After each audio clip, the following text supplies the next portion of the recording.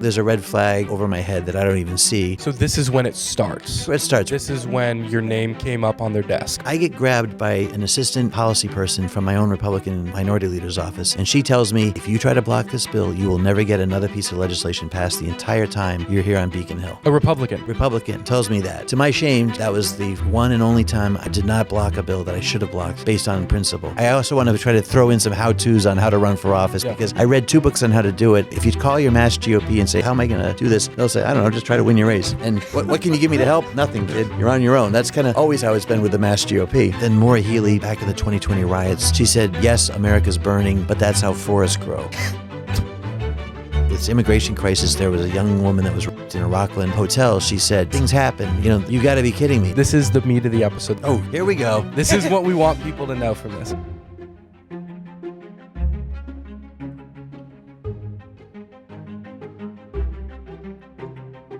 Hello, everybody. Welcome back to the Sons of Liberty podcast. Today, we have got the privilege of sharing our conversation that we got to have with Geoff Diehl with you guys.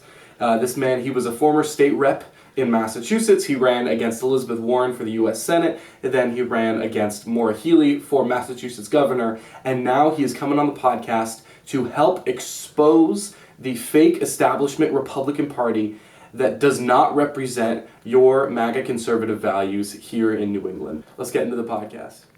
Hello, everybody. Welcome into the podcast. Today, we have got the privilege of interviewing the most persecuted man in Massachusetts politics, Geoff Diehl. Thank you for sitting down with us. We really appreciate it. You know what? It's great to be here. First of all, thank you both for doing the interview, and Sons of Liberty podcast is pretty cool. Yeah. Persecuted? No, just telling the truth. Okay, that's fine. I don't mind. All right.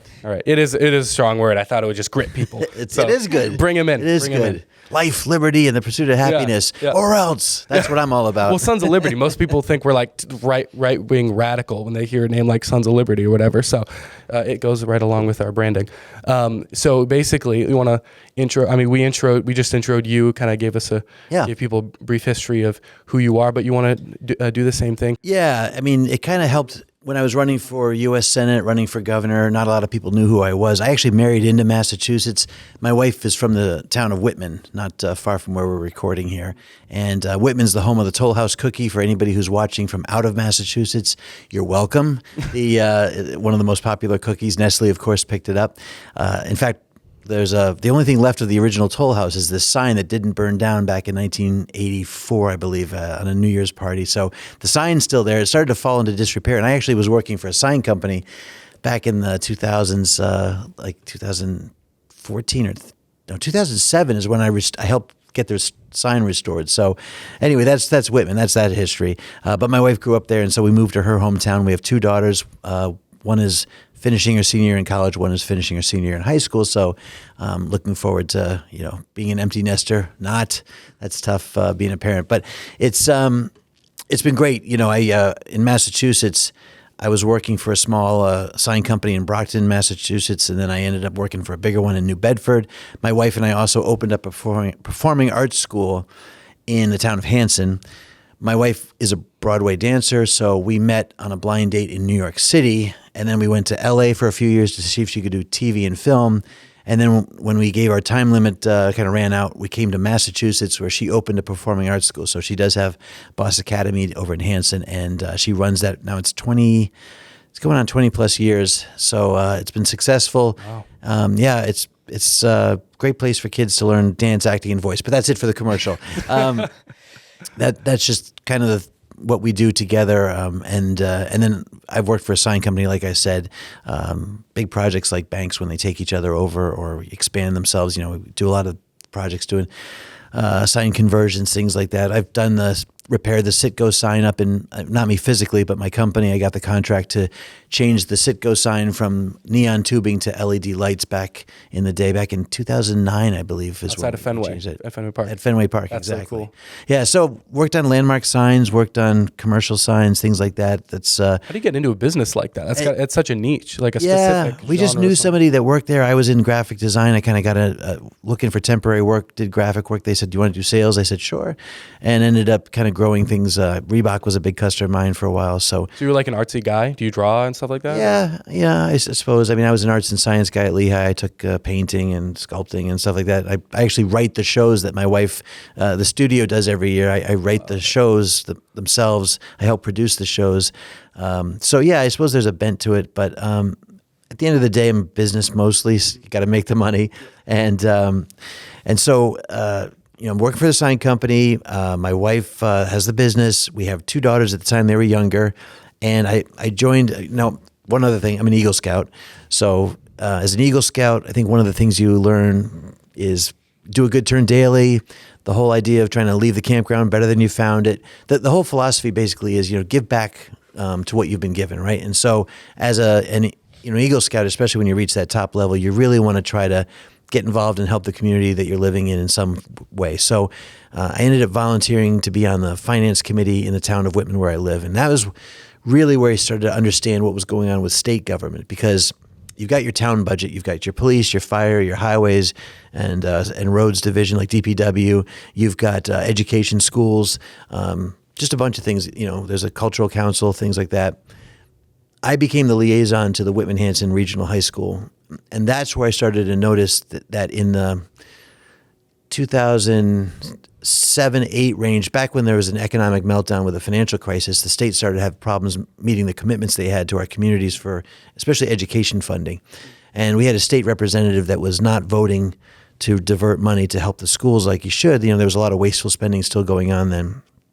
So, on the finance committee, I said, well, who's running against this guy? I was actually pretty apolitical at the time. And I wasn't even a Republican at the time. I was actually a Democrat, and people were like, well, nobody's going to run against him. I said, well, maybe I'll run against him. So I thought about it, and that's when I started to also get kind of political, because the 2008 campaign when Obama, because Romney was 12, that was around the time when my wife and I were watching TV, and we saw this interview with Katie Couric and Sarah Palin. I don't know if you guys ever saw that. I recognize the names. I don't think we saw the interview. So Sarah Palin was the VP nominee under John McCain. Mm-hmm. Okay. So what happened was we're watching this interview, and Katie Couric asks Sarah Palin, what do you read every morning? Like, what's the news sources that you get that inform you each day? And there was this long edit, not long edit, there was a long pause it must have been like 10, 15-second pause before Sarah Palin answered the question. And my wife and I just worked in television. We kind of knew when you do interviews like this, if there was like a long pause, you probably would edit it out. Yeah, out of courtesy. Of course. If I sat here for a really long time, you'd say, this is really uncomfortable, and you'd edit it, right? But that's what happened. And Sarah Palin's just kind of thinking, and they keep it there to make her look stupid. It was intentional. And it became the way that the media started to turn on her and make her look like she was, incompetent, too radical. She was whatever. And here she is, the governor of Alaska, has a special needs child, and, by all intents and purposes, pretty accomplished overall in her own life. And here they are trying to make her look, foolish. And that's kind of when I went, oh my gosh, that. And then also Joe the plumber, this guy was just kind of talking to Obama during when they were walking somewhere, and the TV crew caught the exchange, and Obama said something, well, we need to have redistribution of wealth. And that was my what the hell did he just say? And the whole country was like, what the hell did he just say? And of course the news media was like, forget what that. Oh, Joe the plumber's an idiot, blah, blah, blah, blah, blah. Right? So that was my wake up, I'm a Democrat, but I don't think I believe what the Democrat Party believes anymore, right? So I changed my affiliation, joined my local Republican town committee, and then getting back to where I was at on the finance committee in Whitman, I just said, somebody's got to run against this guy. So ultimately, I decided to run, and my opponent, he was a state rep 2 terms in. He's the incumbent. Usually hard to beat an incumbent in Massachusetts. Like 90% of them get to keep their seat every cycle.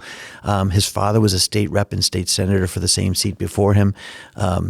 The chairman of the Democratic Party, John Walsh, lived in Abington, one of the 3 towns I'd have to run in. Right, this is the guy who basically directs all the money and everything against Republicans. And Republicans are a super minority in Massachusetts. Out of 160 state reps in 2010 or 2008-9, period, there was out of 160, there was only 16 Republicans, 10%. That's ridiculously small. Yeah. Ridiculous. I mean, they were just non-influential at all.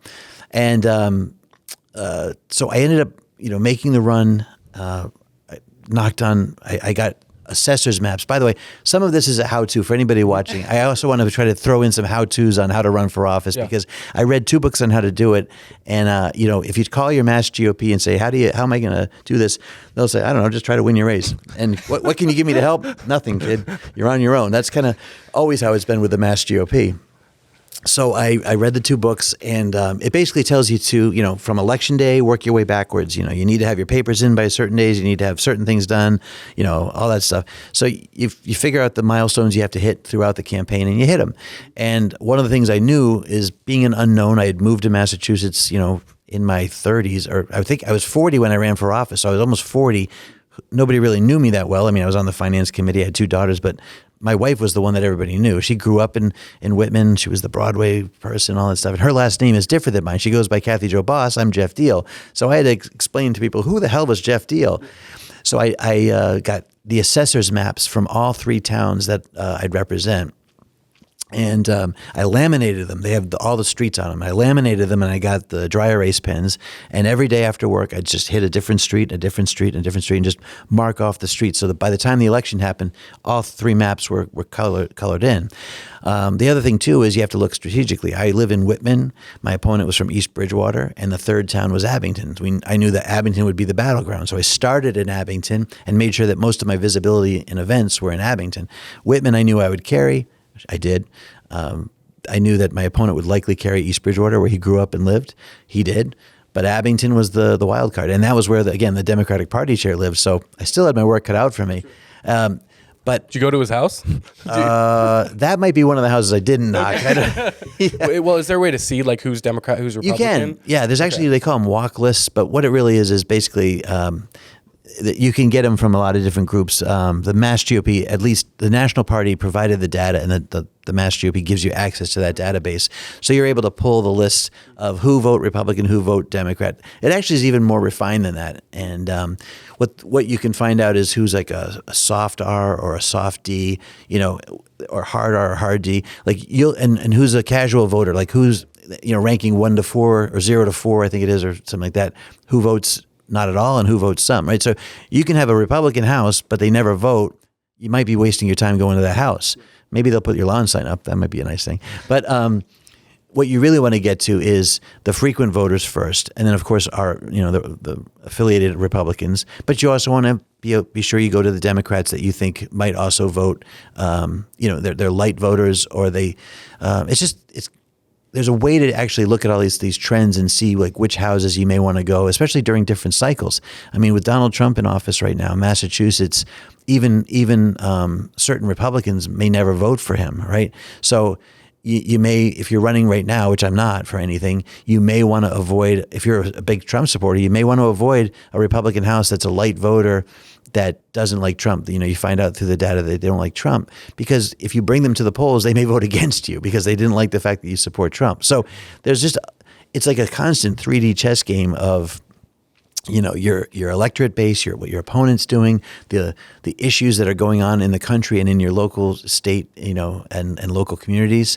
You're just constantly having to try to monitor everything and figure out what's your best activity at the time. How do you deal with the independent problem? Because there are a ton of independents in Massachusetts. More than either Republicans or Democrats. 27. We are now at 26 or 27% Democrat, 9% Republican, and the remainder are independents. They're the biggest voting class now. And we interviewed Jim Lyons, and he was saying like how there are like just as many MAGA supporting independents as there are registered Republicans in Massachusetts. Is there data on the independents in Massachusetts, or do you kind of just have to guess? So what happens is presidential primaries, like one just happened a few weeks ago. Those are your best indicators of where those independents lie, because the independents in our state are allowed to pull either a Republican or a Democrat ballot on primary election days.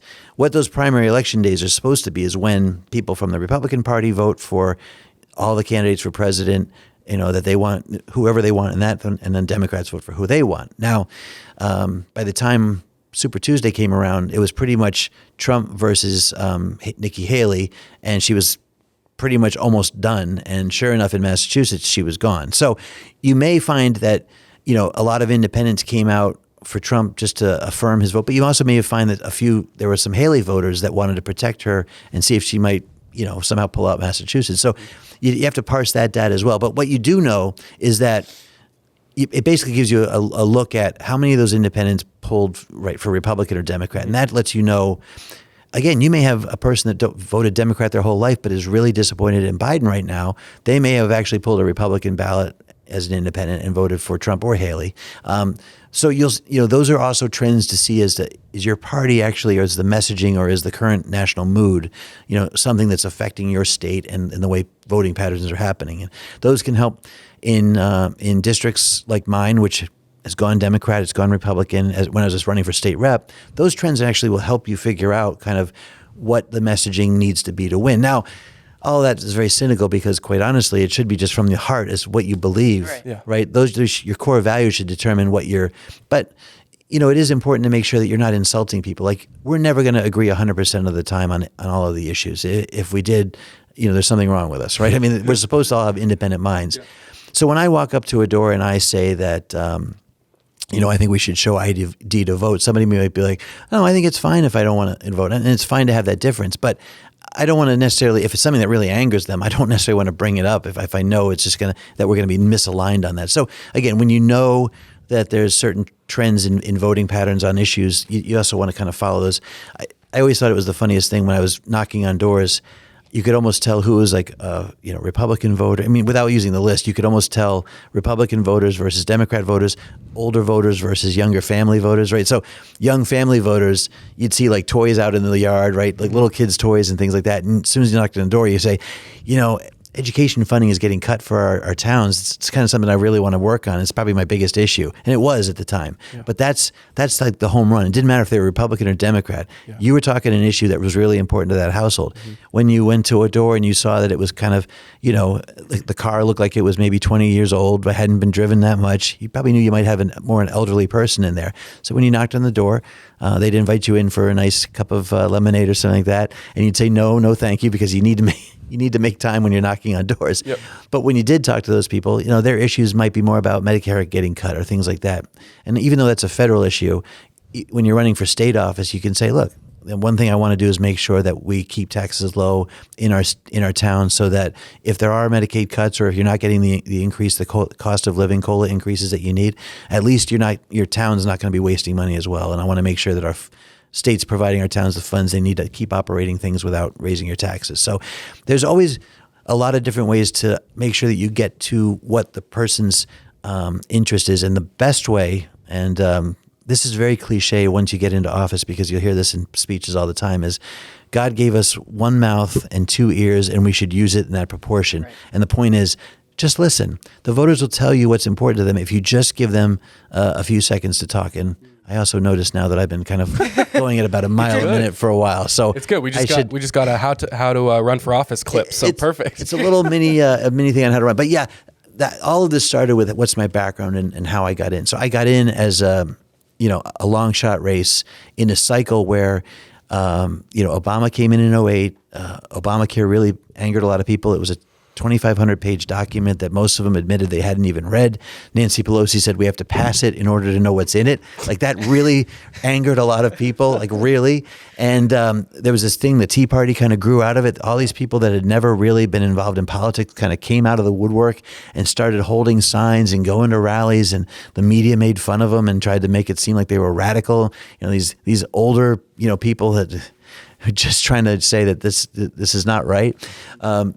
But that Tea Party group really pushed a lot of people into office that around the country. In Massachusetts, we weren't sure what the effect was going to be because, again, the media here does such a good job of trying to make those people out to be lunatics or fringe people. But fact of the matter is, it doubled our numbers of Republicans up on Beacon Hill. We went from 16 Republicans to 32 in the House, which doesn't seem like a huge improvement, but it gave us a lot of people that got in, like Jim Lyons, Shauna O'Connell, Mark Lombardo. There's just people around the state got in who had never run before and were like running like I was, because we were just fed up with the fact that the state wasn't delivering on its promises. When we got in, we started filing amendments to bills and actually debating them on the floor of the House on a regular basis because we were really angry that government had really been ignoring the needs of the people in Massachusetts for a long time. It ain't called Taxachusetts for nothing. And there's, fast forward to where we are now, we've got a huge exodus of people leaving the state because they just can't afford to live here anymore. Energy policy is driving the cost of fuel, whether it's gas or home heating, through the roof. The migrant crisis that's happening right now is causing housing costs to go through the roof. If you're a retiree that wants to downsize your house, or if you're a young person that's graduated college and wants to go back and live in the town that you grew up in, odds are now you can't even afford to live there, or you can't afford to downsize. And interest rates are through the roof, even if the home prices weren't high already. So Massachusetts is doing its best to force people out of the state. And again, I ran for U.S. Senate, I ran for governor, trying to change the attitude and policy in Massachusetts that would make this an affordable state. Unfortunately, like I said, I keep coming back to it. The media is a tough thing. And so doing a podcast like this is one of the ways that we can circumvent the sort of filtering of the message that gets out there. Yeah, well, we both want to buy houses someday. But looking at not only the interest rates, but just the fact that most rent is about the same as your average mortgage is ridiculous. More, yeah. Or more. Or more. Yeah. It depends on where you are. But how is there a path to home ownership? Right. For the state. It benefits the wealthy, actually, the ones who own those apartment complexes, things like that. In fact, just take it one step further, and I know this gets kind of in the weeds, but there's this thing called the SALT deduction or SALT tax deductions. So state and local tax deductions. It's a deduction on your federal taxes. And what it means is that if you own a home, you can take a deduction on some of the costs of that home ownership based on what the state and local taxes are on that, right? However, if you're a renter, so like you're a young person renting, you don't get SALT deductions. You don't own that property. You don't get the SALT deductions. Donald Trump increased or decreased the deductions of this, basically kind of reduced the amount of SALT deductions you could take on your federal thing. He was basically saying the wealthy people should not get this huge tax benefit that lower income people can't get. He was actually doing something that was very fair to the young person, right? And the Democrats ripped him for it. You can actually find Democrats saying, I can't believe he cut SALT taxes. Well, states like Massachusetts, where you have high tax states, it was very important for those wealthy Democrats to be able to take their deductions, right? In states, red states where it's more equal and, everybody can get more people can afford a home, get into the homes and stuff.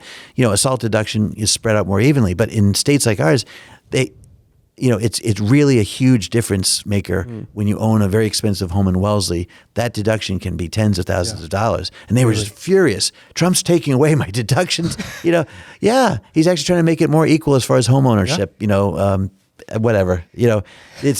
The stuff they villainize him for is just wild. Yeah. It's wild. Can't imagine. And by the way, I'm sorry, one more thing. The immigration crisis. Trump, build the wall, blah, blah, blah. Turns out when he said that way back when and he was xenophobic, racist, blah, blah, blah. Now they're agreeing, oh, yeah, we do need to build the wall. And by the way, Congress should have done something and should have built the wall. No, President Biden had the authority to keep doing what Trump was doing, which was finish building that damn wall, right? So now they're trying to blame a Republican House for blocking, in the election year, for blocking building the wall, which they said was wrong to begin with, right? When I ran for U.S. Senate, I said, Massachusetts cannot afford to keep bringing in illegal immigrants and paying for all these services. Maura Healey just put a cap on immigrant families. 7,500 immigrant families is the max, and they can't take any more. Wait, I want to go back to something you said. Did the House block a bill to continue building the wall? Federally, down in D.C., what happened was H.R. 2 came out early on in this. So down in D.C., the House is elected every 2 years, House members. So every 2 years, you have a new Congress. They reintroduce bills. So House 1, I believe, is the budget. But House 2, the Republicans that control the House this last cycle, this current cycle. Under McCarthy or under McCarthy and now Johnson. It's all the same House, same session. They introduced House 2 was stop immigration, build the wall, all that stuff. And the Democrats in the Senate voted to block it. Okay.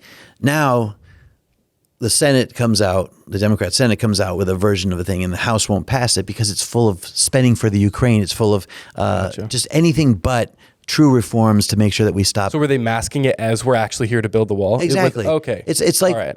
Obamacare was called the Affordable Care Act for healthcare. It sounds good. It sounds great. Every title sounds amazing, right? And in fact, what happened was that Inflation Reduction Act. yeah, we were supposed to save about $2,500 a family on Obamacare. It went the other way. It cost us more. Healthcare now is one of our biggest household costs is healthcare. It was supposed to cap that. It didn't. Anyway. Right. So don't ever believe what titles tell you. And don't believe in an election year that all of a sudden the Democrats woke up and said, we've got this magical bill to stop the immigration crisis. Yeah. And the Republicans are blocking it. No, they stuffed it with, basically poison pills to make it unpassable to begin with. In the media, like the Democrats will just shift what their position is based off of it's obvious to tell when someone's doing something based off of what the people want to hear. Like the like you said, the titles of the bills, whatever. Like, oh, the people want to hear immigration. Okay, now we're for the wall. And it's like they'll probably shift it next time when they hear that people say they want this. Yeah. And like the rich Democrats, like you were saying about the SALT thing, I think that's what I was trying to make. Well, there's a SALT thing. Yeah. Immigration costs to the state, things like that. They change their position once things, they can't afford it anymore. Yeah, it's like they all of a sudden they claim to be the party of like the working people, but when it actually affects that's them. what I did want to say too, is that, unions in Massachusetts generally tend to donate to and support and hold signs for Democrats all the time. Yeah. And yet this flood of immigrants into our country, into our state, that undercuts the labor force, the rates. Yeah. These guys are all working under the table in a lot of cases for half the rate, taking up a lot of, union hours that would pay otherwise really good rates to a lot of our existing people living in the state who've gotten trained through Voc-Tech schools and through, some of the union schools that they have out there. They're being undercut by the guys they vote for. The unions are voting for people who are ultimately hurting them with this immigration crisis. Yeah, and my parents are both in unions, and I talk to them and I tell them, like, what is it like at the meetings? And they're like, oh yeah, my union, like they asked us to hold signs for Maura Healey. Yeah. And it's like all the people in there the actual people in there are conservative. They're trade workers. They agree, but because the Democrats have because they run the unions. They run the unions, and it's like it's crazy how that dynamic works. And I'm like, they're like, oh, you should join the union and get like a $50 an hour job. But then I'm like, but they're like, Maura Healey is great. We love her. Michelle Wu, we love her. And I'm like, I can't do it. I don't know what to do. It is kind of strange that the top guys who usually make good salaries when you're the top of those unions, you make a pretty good salary. Somehow magically, they don't really care about what truly affects the rank and file. Now, I will say this: the police and fire unions, they traditionally look at themselves as kind of brotherhoods, that support each other because they're both on the scene for major crises and things like that. So there's always a great history just in their day to day of them working well together and looking past political issues. Yeah, not political stuff, right? I mean, just truly and. The firefighters in the past have tended to vote and support Democrats, and the police tend to support more of the Republican, sort of law and order Republican kind of stances and politicians. The last time when I ran for governor, the police unions, they supported me in 2018 against Elizabeth Warren. And then Maura Healey, back in the 2020 riots, she said, it was a really famous quote. She said, "Yes, America's burning, but that's how forests grow." And it really pissed off a lot of police folks because they were like, "You're basically just saying that it's okay to riot and do all this stuff." I want to meet the legislative aide that came up with that one. I mean, it was insane. Well, she just recently said, during this immigration crisis, there was a young woman that was raped in a Rockland hotel. She said, "Things happen. Things. It's just." You got to be kidding me! Like I this, saw, this like, really said that. Yeah, I saw that. I think you reposted it on Twitter or whatever. Yeah, she said things happen. Oh my gosh! The fact that some was it an illegal alien? Yeah. Wow. You raped it was like a little girl or 19-year-old girl. It was just oh my gosh. Yeah. So these are tragedy things that are happening, and yet it's just brushed off as like, well, that's going to happen, or yeah, America's burning. I mean, that's the attitude of the governor. By the way, one quick thing about her too. She also said a lot of parents. Over the last few years have been upset about, men being able to be in women's bathrooms. And, there was in Virginia, Loudoun County, a father beat up the guy who assaulted his daughter in there. And so he was the one that was prosecuted. And the governor, Youngkin, ran on that issue saying this is not right and won. And it became a national flashpoint issue. And in Massachusetts, when somebody brought it up to Maura Healey, and she said, well, if someone has a problem with a man being in a girl's bathroom, they should just hold it. So she got the nickname Hold It Healey for saying that. Her point is like this, like, Yeah, these things, they happen, but you know what? The overall thing is you should just go with it. Don't question this stuff. And that's that. So anyway, when it came to the riots, when I was running for governor, the police, of course, were with me on that one. But even the firefighters union did not endorse Healy in that race. They actually stayed out of it. I was hoping they might endorse me, but they stayed out of it. Sometimes that's all you can expect as a Republican, or hope for, is to get a union to stay out of your race, which they did. But it does. The trade unions have got to wake up at some point and realize the Republican Party has sort of turned to become. It's ironic because Reagan was a union. He was a union actor, and he actually went on tour. And while he was still a Democrat, he was a Democrat too. He actually went on tour for, I think it was like Westinghouse, and met with all the union workers to kind of just it was a goodwill tour for the union workers in that big corporation. So Reagan was the first, I think, Republican that openly said that we need unions in the country. I mean, it's important to have trade unions that stand up and collectively bargain. When you're dealing with thousands of people, it's good to have the collective bargaining that can make sure they all get working wages that help them put themselves in a better position with home ownership and kids off to colleges. So nobody debates that unions aren't a valuable tool to making sure that as a balance towards the big corporations. They're very, very easily taken advantage of. But what's happened is they've got manipulated and that's a great word for it. Yeah. Exactly. And so what I think the Republican Party under Trump has kind of returned to those values, because Trump himself, as a builder in New York, understood the true value of the union labor worker and how important they were to help him build that empire that he had. And it's important to for, again, union guys to realize, and for Republicans who may have had this bad view in the past of unions, it's not a bad thing. They should, in my opinion, kind of be neutral in it all. But everything nowadays is politicized. I mean, every darn thing is. So public libraries are being politicized, and the workers there are putting books out to try to piss this group off and that group off. It's insane right now. Mm-hmm. So there are plenty of problems with Massachusetts, with what's going on in New England. Before we go further, in politics, we tend to always point out a lot of the negatives. But one of the things I will say is that Massachusetts is one of the greatest states you could ever live in, right? It's got just geographically. Just the history. The history is amazing. Yeah. Like for Sons of Liberty podcast, the history itself is amazing, right? Not only the Pilgrims, but then, of course, the Revolution starts here. It's amazing, right? 1776, everything starts here. But the other part about it just is geographically what we have. You can ski, you can go to the beach. You've got the greatest schools. You've got fishing industry. We've got the most valuable port in the United States is New Bedford's fishing port, right? We've got just the arts and humanities, that grew up, the writers of Massachusetts. There's so many elements that make Massachusetts such an incredibly historic state. All of the best colleges tend to be here. There's so many things that are great about us, and yet we are right now going through, I think, a really difficult transition time. Well, the current Democrat Party is running the state like a mafia and is ruining... You can say that about 10 times and you'd never be wrong. And is ruining the beauty and the history of Massachusetts, of this great historic state. Well, it's funny you say that too. So with energy policy, natural gas, you can get it from fracking, and people think it's horrible for the ecology. It's not. And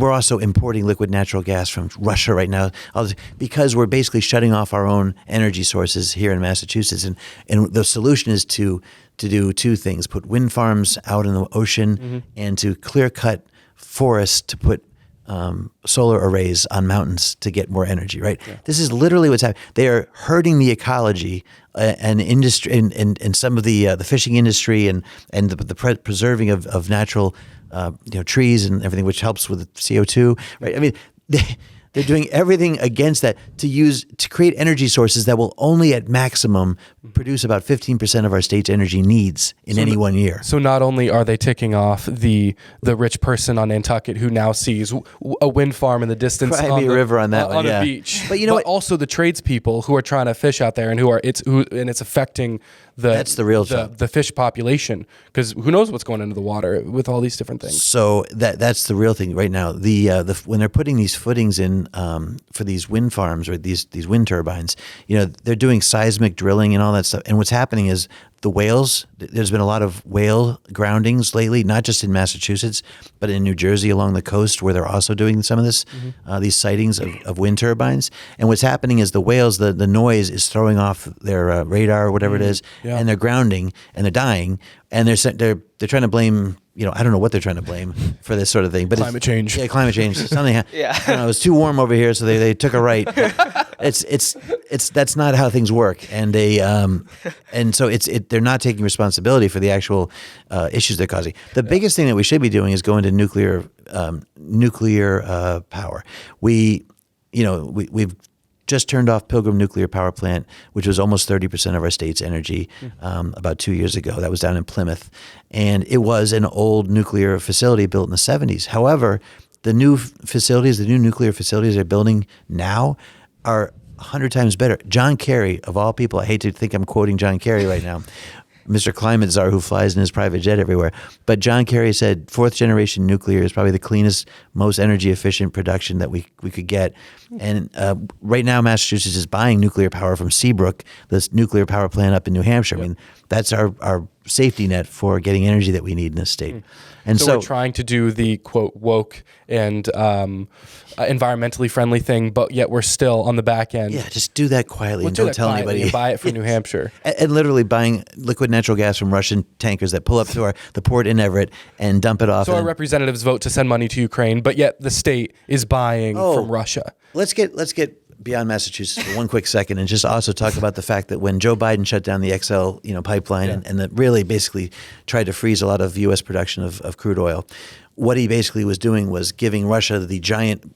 People have joked and said Russia is just basically a giant oil tank. It's just the country is nothing but an oil, a gas station, a giant gas station, and so Russia, of course, is the biggest beneficiary of U.S.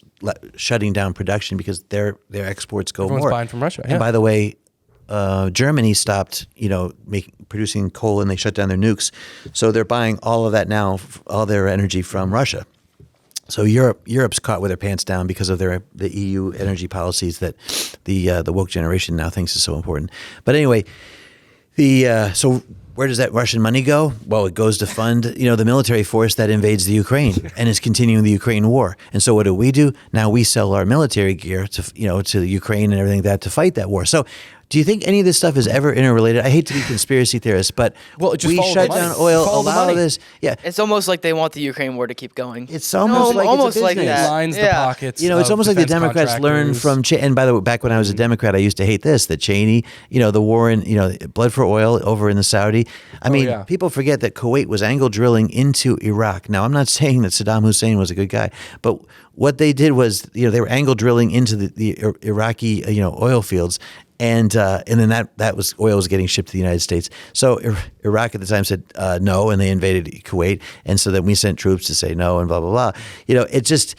It's follow the money in politics is pretty much where it's at. And right now, Democrats, especially Biden, with his accomplice son Hunter Biden, no offense to your first name, have figured out how to do the extortion game, pretty damn well. Yeah, well, not only... Sorry, you go. I think that's one of the most unifying things between the Democrat and Republican Party is that they're both super corrupt and that they know how to make the military-industrial complex work for them. I think that's... If there's anything that we can, find common ground on, that would be... And so the beauty, again, about Trump is... During his time, no wars, no conflicts, all this stuff, right? 4 years, we actually finally were pulling out of, these alliances or getting entangled in things that were going to cause our troops to have to be sent overseas. And he's villainized by the Democrat Party and the media. It's pretty ironic. But yes, I think that's the other thing about the Republican Party is that it actually was going back to the roots of the American founding, which was less intervention, less international, isolationism in this day and age is pretty impossible. I mean, with media and trade needs, it's hard to say that you can't trade with other countries. You need to have that interreliance. But to the extent that we are sending our troops into zones where we really have no interest, it makes no sense. It doesn't. My thing is basically whatever Ron Paul says about foreign policy, I just go with basically whatever. The Paul family they should go down. They should get Mount Rushmore needs another mountain range, but they're two faces on it. They're pretty smart folks. By the way, there's a Freedom Caucus down in Congress right now. that is pretty impressive too. A bunch of guys down there. Jim Jordan's part of it. He's chair of the judiciary. He came up to Massachusetts a few months ago. Jim and a bunch of these folks, Chip Roy out of Texas, they're saying what needs to be said, whether it hurts Republicans or not, because we're Americans first. I mean, that's the thing. What we all have to remember is that this bickering, this partisan bickering, only benefits those in power who know how to play us off each other. Yeah, exactly. Ultimately, we need to get back to looking about what's best for our own interests as a country and the citizens' interests. We are a government of, by, and for the people. And it seems like it's turned around. It's now like the people are there for the government. We're there to serve them. And Which is how it was throughout all history before America, when you had kingdoms and kings and everything. So I think Vivek talks about this, how we're almost reverting back love Vivek. to the, he was talking about. What a bright spot he is. I'm sorry. Yeah, no. I got to meet him a few months ago. Really great guy. Yeah, like he talks about how this isn't anything that's new. We're reverting back to the old ways of the government is just run like a mafia, like Sam said, and the people are subservient to the government. We're serfs, basically. I mean, we talk about how property tax makes us like serfs, basically, because what happens when you don't pay your property tax? The government can come and take your property away. You never really truly own anything anymore, even when you've paid Thank off you. your house. Yes. Thank you. You know, We're ultimately, not crazy. yeah, You can own your home, but it can be taken it away. can still be taken, right? It doesn't make any sense. when did your labor stop being your labor, right? And that was the whole great American experiment. And Franklin. Somebody said, "How long?" I forget who. There was a great quote from somebody, Jefferson or Franklin, about if we can keep it. It's. I forget That was, what the full quote was. I think that was Ben Franklin. A great, great experiment if we can keep it or something. Yeah. I don't know. But anyway, We have a woman asked him on the steps after the convention, so what do we have? Do we have a republic or do we have That's a right. democracy? And he says, we have a republic if we can keep it. Yeah. And it's funny too, because people forget that when you're running for office, again, knocking door to door, people talk to you about everything that's bothering them. So sometimes they're unaware that you're running for a state office, but they're talking about a local issue or they're talking about a federal issue. They may be talking about a state issue or a community issue, but generally they kind of mix it all up because they forget the division of power and the fact that we're a federalist, country, which is states' rights first, and the federal government is really wrapped around all of that and supposed to be serving. That's why when Roe v. Wade was kicked back to the states, people were so incensed. People pro-abortion people were so incensed. They shouldn't have been upset. Ruth Bader Ginsburg actually said this was a state's issue to begin with. It was.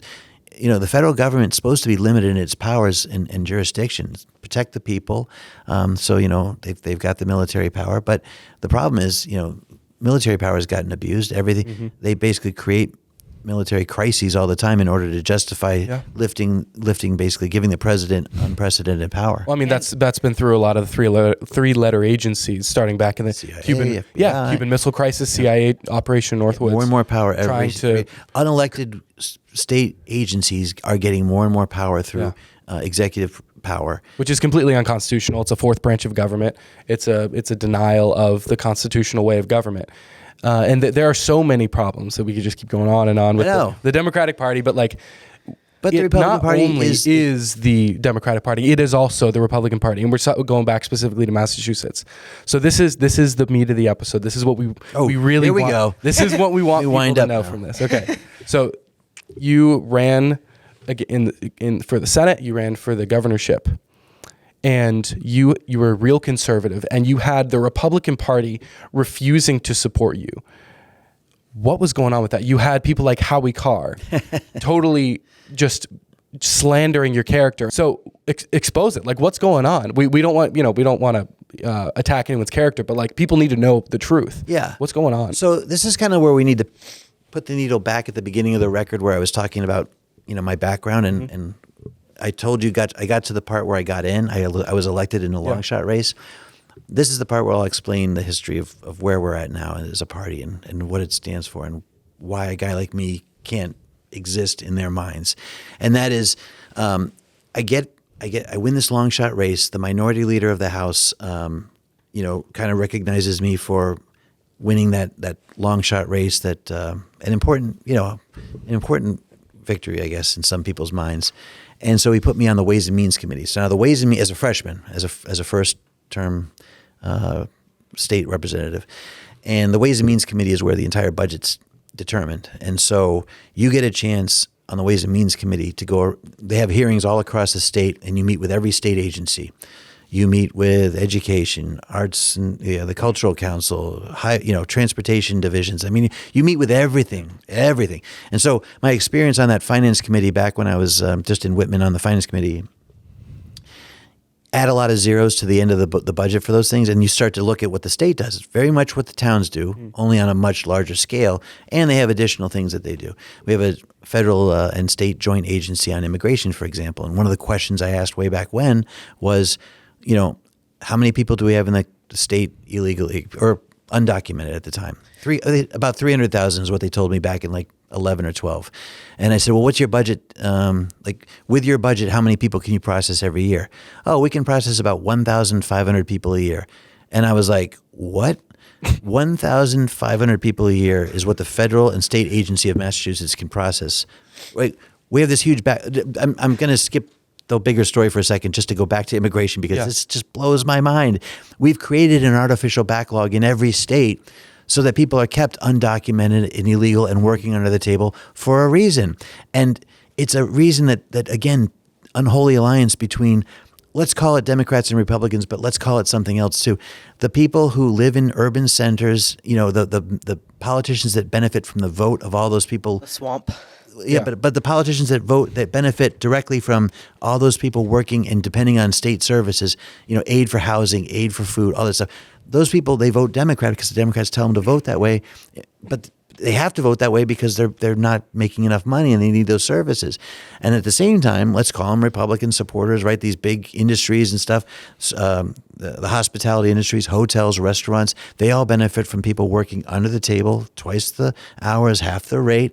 So through chambers of commerce, they make sure they support Republicans that will also allow this system to remain broken, right? They keep the immigration system broken on purpose, and it creates a permanent underclass of people that will always be, working low-wage jobs for them. And that's what, again, to fast forward to today, that's what we're seeing is an infusion of people that are going to come in and continue to be that new wave of low-wage workers for a country that, seems to be turning into more of a service industry country than anything else. A lot of our manufacturing now is overseas, even just right over the border to Mexico. If big automakers can get it done cheaper, they'll outsource it right to Mexico. And that's a sad state for our country and for our unions, to be quite honest. But anyway, back to the needle being back to the early part of the record.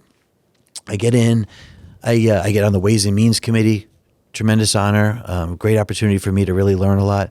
I get picked as an emerging leader by this national organization. I go down to the University of Virginia Darden School of Business, and I meet with 49 other legislators from, freshman legislators from around the country. People like, there's this guy, a mayor of Dallas now, Eric, I can't think of his last name right now, but Eric he was a Democrat, but he just switched to Republican about I know we need a fact checker that's on the sidelines to help me out. Little producer I'll here. think of his name as soon as we're off We don't the have air. that money yet. He's a great guy. He was Democrat and he switched put his to name up Republican. We'll put his name up. And but also Nicole Malliotakis, who's a congresswoman out of Staten Island. The New York, another congressman that ran for governor, Lee Zeldin. He was in my class as well. So I got to know a lot of these great kind of up and coming leaders. In 2011 when we did this program, 8, 10, 12 years later, a lot of them ended up running for pretty significant offices. And, I just happened to be along with them on the ride, running for U.S. Senate and governor. But there was a reason we were picked as emerging leaders is because I think they saw that group of people as like change agents for the future in government. And so we got to be part of that program. I thought it was fantastic. But one of the things that was really sad was like right in Massachusetts, and again, I know we have a lot of time in this thing. I don't want to bore the people on the podcast for too much, but prior to me getting elected, there was a problem where you probably heard of patronage or graft or whatever it is. What happens is if you support a politician, they get a job, right, in something in state government. It was notorious under Billy Bulger. If you held signs for him or donated to his campaign or people that he was aligned with, he would get you a job at the MBTA. So they used to call it there was a nickname for it. Anyway, patronage is like as old as time. In fact, if you watch the movie Lincoln about passing the 16th Amendment, they show how they basically bartered some jobs, to congressmen for the vote, to make sure they got the vote. So it's been around. It's nothing new, but to the point where it gets to be excessive, that's when I think, government watchdog agencies and even regulators or Department of Justice or in this state, the Attorney General in Massachusetts, they start to look at this and go, this is too much. And so there's this thing called the Ware Report that came out and it explained how many, it had a whole list of people that received jobs and it tied them to all these politicians that they had helped. And then, it basically exposed the whole corruption of what was going on. And so of course, the legislature says, we promise to do sweeping reform. We're going to make sure this never happens again. Sweeping reform. Just so you know, if anybody's watching, if you hear that there's sweeping reform, nothing happened. It means that they're just trying to sweep it under the rug. That's really what it's all about. So the sweeping reform was that, they were going to stop legislators from being able to make a phone call and make a recommendation to somebody that shouldn't be qualified for the job. And so you were no longer going to be able to make that phone call. And if you did want to recommend somebody, it had to be in writing. A politician would have to put the recommendation letter in writing, and the person had to already be a semifinalist, like basically one of the last few people being considered for the job. Well, the bill hits the House on a Wednesday. We usually voted on Wednesdays, and we passed the bill with a reform in it.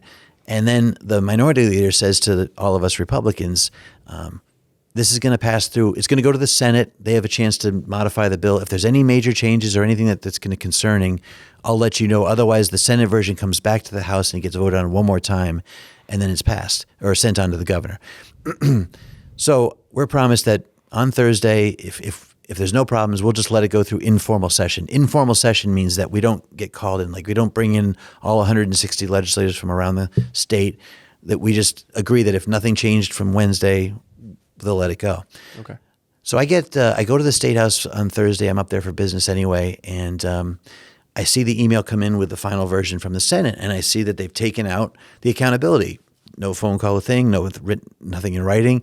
And I went, we just basically, the whole bill that was supposed to be reform is no reform. It's just a joke. Yeah. And so I knew that one thing you could do is basically one person during an informal session can block passage of the thing. You just doubt the quorum, and that means nobody's there, and that means they have to put it through the next time the full body's there. So, if they want to pass it, I want to make sure there's a roll call to show who was actually going to pass this piece of junk, right? Mm-hmm. So I run into the chamber, and I come through one entrance, and then through another entrance, I see Jim Lyons. Now, Jim and I were friends now, but at the time we didn't really know each other. He was from Andover. I'm from the South Shore. And we come running in, and another guy, Dan Webster, comes. He's from Hanson. He came in. All three of us had looked at our emails and seen this bill and said, wait a minute, they stripped out the reform. Yeah. Like, what's going on? I get grabbed by an assistant policy person from my own Republican, minority leader's office, and she tells me, if you try to block this bill, you will never get another piece of legislation passed the entire time you're here on Beacon Hill. A Republican tells me that. So, to my shame, great shame, that was the one and only time I did not vote on a bill or did not block a bill that I should have blocked based on principle. It was that moment of going, what do I do? What do I do? Yeah. And all three of us, basically, they gave us all the same threats, and we just like, okay. It's just my acclamation to Beacon Hill and what was really going on. Now there's a red flag over my head that I don't even see, but the sort of establishment group of Republicans that have So this is power. when it starts. It starts. This is when your name came up on their desk. Yeah, basically. exactly. And the radar in my mind goes up, oh boy. Okay. So the leadership in the minority leader's office, the Republican minority leader's office, they started to kind of question my loyalty to what they were doing. And I was like, well... And somebody even said to me once, well, you're supposed to vote the way your boss tells you. And I said, the minority leader is not my boss. I was elected by 40,000 people to get... Those people are my boss. They're my boss, right? Like, I'll vote for the leadership team, but I don't take orders from them. Like, that was kind of how I viewed it. Yeah. They don't view it that way up there in Beacon Hill. There is a pecking order, and you wait your turn, and your turn may be 20, 30 years from now, and they don't mind, You can sit in your desk and be quiet and go along with them. And as long as you go along to get along for as long as possible, they may reward you with one thing in your town that you need someday down the road. But that's not what I was there for. I was 40 years old. I was a business owner looking to try to make a change, try to be more representative of what was going on. And so at that point, I was like, okay, now I need to really keep my radar up on what's going on up here. And it was after that like I said, they started to question what I was doing. In 2013, Deval Patrick, his governor's administration, passed the largest tax increase package that was ever presented to the legislature. It was about a $3 billion increase at the time to the state budget. Who was this? Deval Patrick. Yeah, he preceded Democrat? Sorry, he preceded Charlie Baker. Okay. And Charlie ran against him in 2010 and lost. So the year that I won, Charlie lost that race for governor, but Charlie won in 14. One of the things that we had for an issue for him in 14 was to repeal the indexing of the state's gas tax to inflation, which was part of this $3 billion package. Now, think about the fact that this would be the only tax in Massachusetts. This is part of this $3 billion thing. Your gas tax would go up every year tied to inflation, consumer price index, basically the inflation number every year. It would go up by that rate. And so the state would always be able to have an ever-increasing percentage of revenue for transportation from that gas tax, right? The tradition in Massachusetts is if you want to pass a tax or increase a tax, you take a representative vote, right? The legislature, you take that vote, you do a roll call, and you're on record that you voted to increase taxes. That way, the voters know you raised my taxes. Yeah. And if you wanted to say, well, there's potholes everywhere, I had to do it, then maybe your town says or city says, yeah, okay, that was fine, I get it. You had to do it. Yeah. However, our whole government has been set up on no taxation without representation. And when you take away that representative vote, it's all gone. Because 20 years from now, if our gas tax was indexed to go up with inflation, nobody would say, why does my gas tax keep going up every year? People would say, oh, it's just set to do that. Why is it? Because 20 years ago, the legislature said they don't want to they're too afraid to take roll calls on this anymore, right? That's baloney.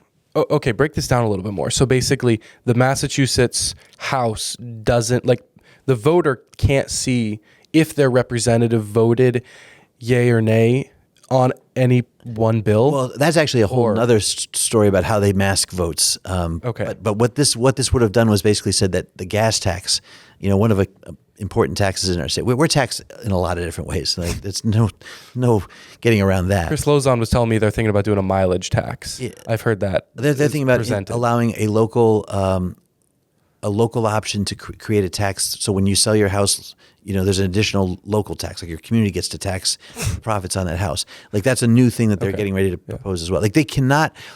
By the way, in 2014, Larry Hogan also won governorship Charlie won in 14. And the gas tax issue was a big one for him to help win on.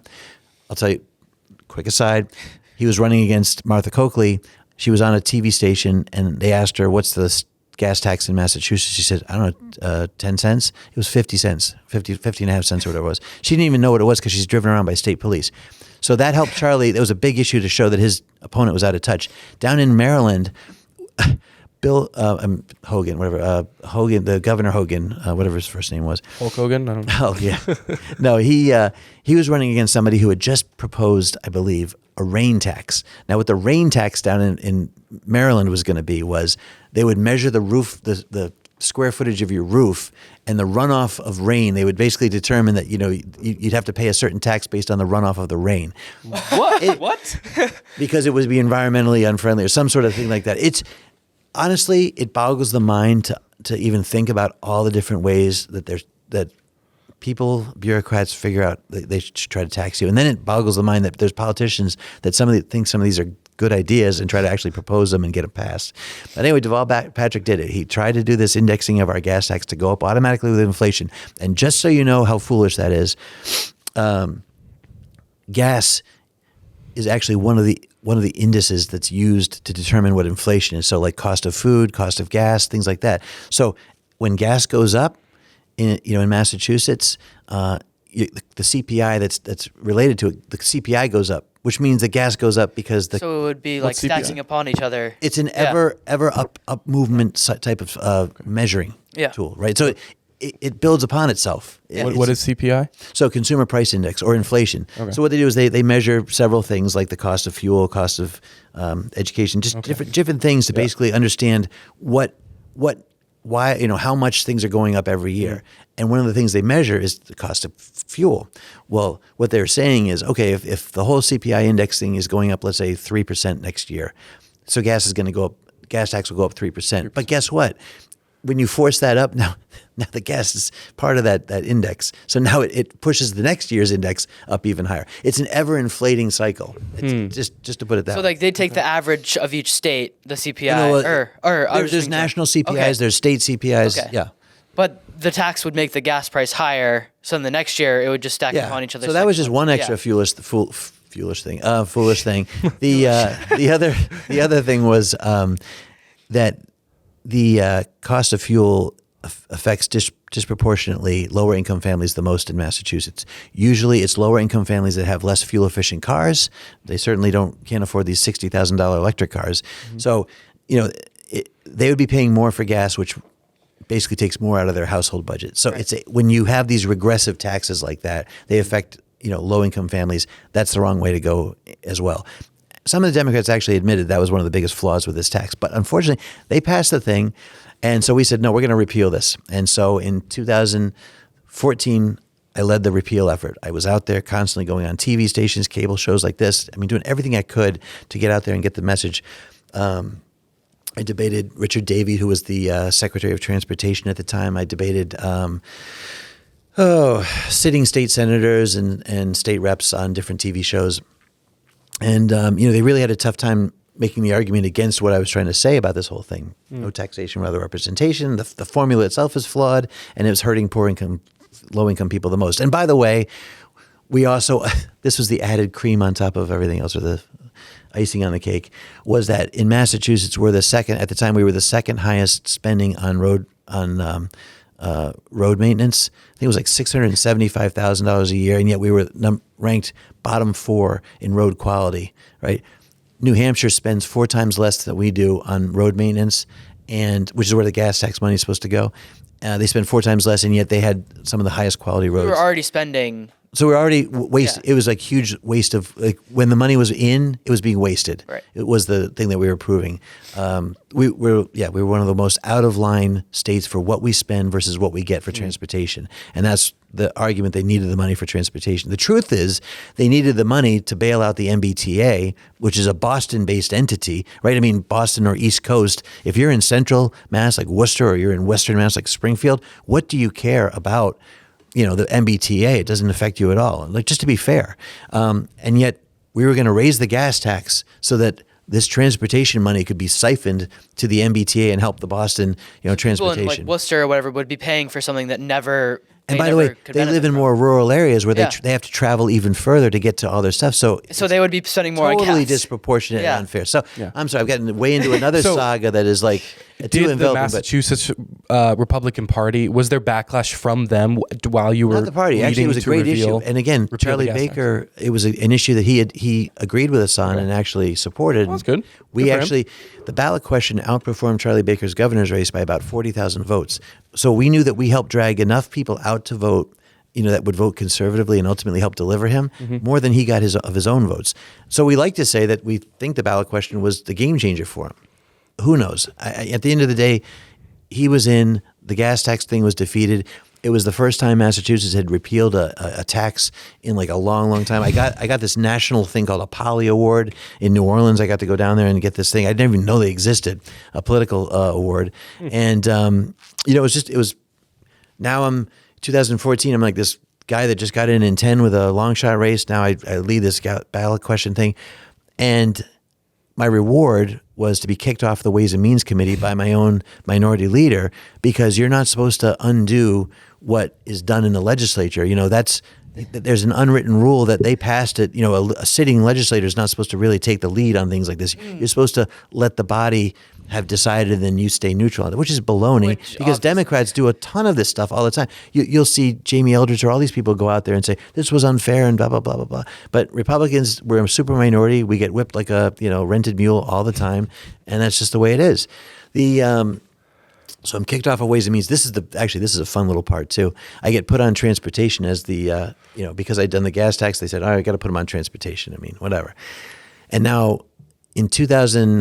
Sorry, do you have any say in what committee you go on, or do they just kind of move you around? You can make your request, but ultimately they'll stick you on whatever they want. The leadership of the party. Oh yeah, they put me on. They put me on a climate change committee after this. Yeah, This has been fun. After this next one. So now there's this idea that we should do Boston 2024, which is going to be the Olympics coming to Massachusetts in 2024, right? It was supposed to be this big thing, and Charlie Baker's for it, Marty Walsh, the mayor's for it. All these people are for it, and these political people are getting paid. Like John Walsh, the Democratic Party chair, now he's on the committee and getting paid by that committee to promote it. These things are traveling circuses that fleece the states they go to or wherever they go by billions of dollars. We started creating a group of people. Actually, Evan Falchuk, who had run for governor as an independent, he and I, our groups partnered up. Our gas tax and his team partnered up to push against the Boston 2024. We had a huge rally at the State House against it. Talked about how in Montreal, I think it was it Toronto? Toronto or Montreal had hosted the Olympics up in Canada. They were still paying it off like 30 years later or something like that. It was just such a huge fleecing. And so anyway, we were pushing against it because it was just going to be a fiscal disaster. And the ideas they had too, they were going to take down the trees on the Boston Common, build a stadium there, and then replant trees. There was going to be VIP lanes on the major roadways in and out of Boston. As if traffic's not already bad enough, you would have had like special lanes just for athletes and Olympic executives to be traveling on. It was it was insane. Wow. So we said this is a huge boondoggle. This is going to be a waste of a ton of money. This should not happen. And that's when I think it was the final straw for these people, because a lot of these Republicans and Democrats, once they're out of office, they're looking for big paying jobs, and a huge thing like that would have paid for years leading up to the event and probably years of afterwards cleaning up the mess and all that stuff. So on the Transportation Committee, my first hearing, I raised my hand and I said, could Massachusetts, this, by the way, the T had just shut down because of the snowstorm in February of 2015. So it exposed a huge bunch of problems with the MBTA that we're dealing with even today. I mean, people are being dragged to their death right now. If their arm is caught in the T, they get dragged.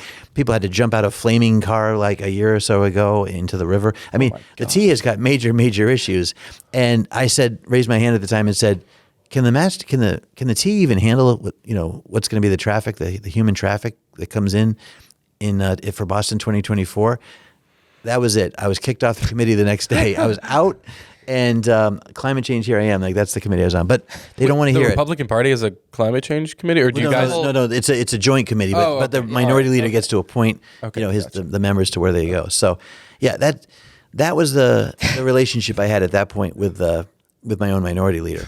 It gets worse, and again, we probably need a full another day to talk about stuff like that. But here's what really kind of turned the worm, I think, for Governor Baker versus he and I, because he didn't endorse me in my U.S. Senate race against Elizabeth Warren. In 2015, late 2015, that summer I think it was, Ernie Bach Jr., billionaire. Yeah, he's got his father built the auto empire. Ernie Bach Jr.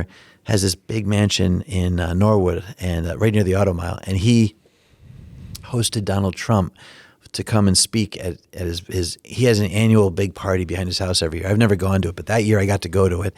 And it's just, I mean, there was hundreds and hundreds of people there, and I'm looking around like, these aren't politicians. Like, these are just regular folks, like maybe media folks, but there's a lot of just regular people that were invited to this thing. And I'm looking around and I'm like, I've never seen so many people like so excited to see somebody come talk, right? I mean, I'd watch the Romney, I was front and center for the Romney president run. I was an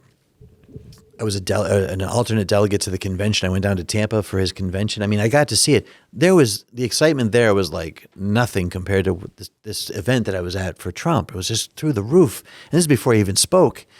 And then he gets up there on the stage and he starts talking about third rail issues that no Republican politician has ever talked about. I mean, most notably, build the wall. He's like, I'm going to build a wall. We're going to make, and it was just, you're going, oh my God, this guy's not just talking about immigration, but he's talking about it like just in a callous, but really makes sense kind of way. Like, holy crap, the guy's saying it like it is.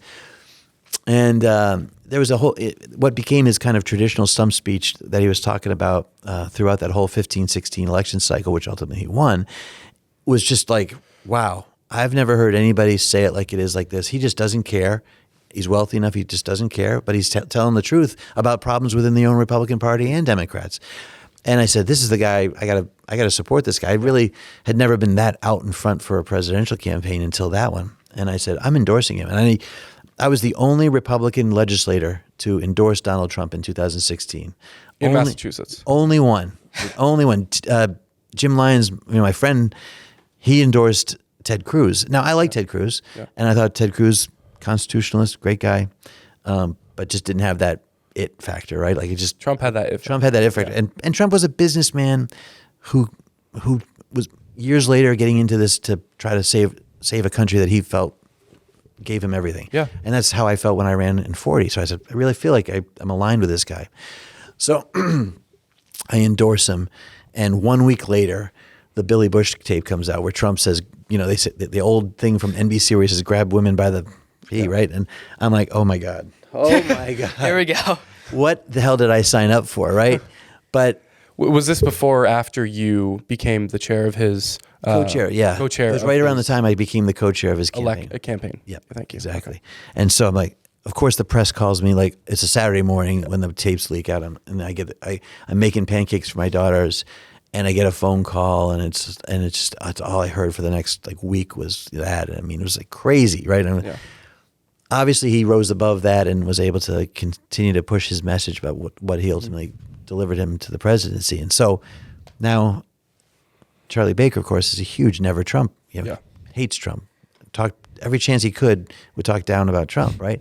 And so obviously here's Geoff Diehl and here's Charlie Baker in two camps. I mean, theoretically, though, you should be able to support who you want to support. I mean, it used to be, crazy, but somebody asked Charlie Baker once before the presidential stuff really got heated up, like, who do you think, would make a good president? And he actually said at one point, Jeb Bush. So when Donald Trump's making fun of Jeb Bush, low energy Jeb, Jebito, that I think really went right up some people's, rear end sideways. So Charlie must have been one of those guys. Anyway, it never was official, but I guess at that point he was just done with me because I became the likely person to be nominated for a U.S. Senate. I hear gas tax, Donald Trump supporter, it was the logical thing. And so people were pushing me to run. So I run. I had two people run against me in that primary. One guy spent about $5 million. The other one about $1.5 million. I, again, wasn't a self-funder, so I had to raise all the money that we ran with. Yep. But I was able to win the convention, and then I won. Did the Mass GOP help you at this point? No, not at all. And usually, when the primary is over in September, that's when the Mass GOP is supposed to get together with you and say, okay, we're going to help you. Mm-hmm. But the leadership was handpicked by Charlie to run that party, so of course they weren't going to help me. Yeah. So I got zero help from the Mass GOP that time. In fact, the opposite. Most of them want to see you lose because they don't want. Exactly. Yeah. They don't want to have somebody down in D.C. Did they break the technical rules, and did they fund other Republicans who were running against you, or did they stay out? Well, the party wasn't able to fund the other Republicans, and I beat them fair and square. Okay. But let's just say that there were certain people that would go to the Boston Globe and say, he just can't win because he's a Trump guy. Yeah. How you break Reagan's 11th commandment. I mean, Democrats never say we can't win, even if they've got a person that's corrupt as hell, Joe Biden. They'll say he can win, he should win. Republicans, no, they will just happily because in Massachusetts, here's the problem: most Republicans who are worth their salt usually end up only running for two positions: governor of the state or U.S. whenever the U.S. Senate race comes up, and so because it's like a knife fight to get to those two things. The Republicans in this state, and a lot of them come out of the woodwork like me, or they didn't grow up in a political system where they held signs, then got that job, and then they waited in line to become the rep, then the senator, state senator, then to the Congress, and then to this. And there's the Democrats do a great job of turning this into an industry where they move people along like regular promotions, but Republicans hardly win anything in the state, so there's no jobs to promise. Yeah. So it's like going at each other all the time to try to run for and win those seats. And if you win the nomination, you have to somehow get past the fact that your own parties or a lot of people, who went after you don't really want to unite with you and get behind you to help you actually win the seat. They could care less about you actually winning it. It's just that they didn't get to win it. Right. And it's almost like it becomes a self-fulfilling prophecy because they're like, oh, this guy can't win. He supports Trump. And it's because I didn't have your support. Like, you could have won these races It's like, oh, look, we were right. He didn't win. And it's like, well, because I didn't have your support. And it becomes a I have a mother-in-law. I mean, God bless her. She's always been very supportive of me. But we'd sit around the dinner table and she'd say, you got to be careful about this because a hurricane could hit. And I'd say, well, but a hurricane hasn't hit. But it could hit. And I'd be like, you're right, it could hit. That's the thing. Yeah. When Republicans do that to each other, well, he can't win. Yeah, well, I could win. No, but you can't. Okay, you're right because I didn't win because you Exactly. just drove me into the ground. Thank you Yeah. very much. Yeah. Exactly. And so that's my first taste at learning about what the self-sabotage was like beyond just in the legislature. Now I got to see on the big stage what it was like. Yeah. But I came back for more and ran for governor because when the lockdowns happened, the pandemic of 2019 and 20, and Charlie Baker closed businesses, my wife's business included. Schools didn't have graduation. I mean, just things were happening. I just shaking my head. The whole stuff where they tried to villainize ivermectin because they had vaccines that the Pfizer wanted to sell. The corruption that happened and that we're all learning about now. You watch Russell Brand, any of his podcasts, and he will eviscerate the entire pandemic in 2 minutes. Yeah. It's just, it was such a scam. And so Charlie Baker, of course, behind all the lockdowns, I said, he can't be governor again. Like there's no term limit in Massachusetts. He was in his second term. He could have, and we know he spent money on polling to see if he should run for a third term. But I jumped into the race. I didn't care if he was going to run again or not. I was happy to debate him. He decided not to run for re-election. I was thrilled. But then again, I had a guy that got recruited to run against me, spent a ton of money against me the entire time. His whole campaign, he can't win Trump, right? I mean, all that stuff. Mm-hmm. And then when I beat him, I took him out to lunch and I said, would you please endorse me, or let's unite the party. Let's get everybody together. We cannot have Maura Healey as our governor. And he refused to do that. And so, again, the self-fulfilling prophecy. I'd rather show that, I was the better person because you lost. Yeah. That's the mentality of some of these people. So we'll get into the governor's election because there's a lot that went into that from different angles. But so when did Jim Lyons become chair of the that was a Massachusetts funny time. Republican Party? And how did you see the leadership change? Not literally from person to person, but like how it was run change from before Jim to after Jim, and how did that help you and other real conservatives like you in the state? So after my 2018 U.S. Senate run, there's a state committee man. There's 40 men and 40 women. Each of them are picked from a state Senate district, and there's 40 state senators. So that gives us 80 people, 40 men, 40 women. And the state committee man and woman from the district where I live both worked very hard against me in my U.S. Senate campaign and never helped me after the primary, right? Mm-hmm. As per orders from Governor Baker, right? So my wife and I immediately said, well, we're running against them and knocking them out of those 2 damn state committee seats. So we ran against them and beat them badly. Nice. And we just actually got reelected, beat them badly again. So Bigly. 77% for me, 66% for her, but who's counting? I mean, those are pretty much called stompings, just so you know. Every now and then I want to flex a little bit because it's been pretty brutal. But take the wins when you get them. Exactly. By the way, people are like, oh, Diehl doesn't win races. Okay, I won state rep 1, 2, 3, 4 times. I won a ballot question. I was right about Donald Trump. That's I'm counting 6 now. I won a primary in my U.S. Senate race. I won a primary in my governor's race. That's 8. I do win things. It's just those two big ticket things where I needed the party to be united. I didn't win. Well, did you expect the media or anybody to talk about anything good? I mean, it's always that doesn't sell papers. That doesn't sell. It doesn't help anybody.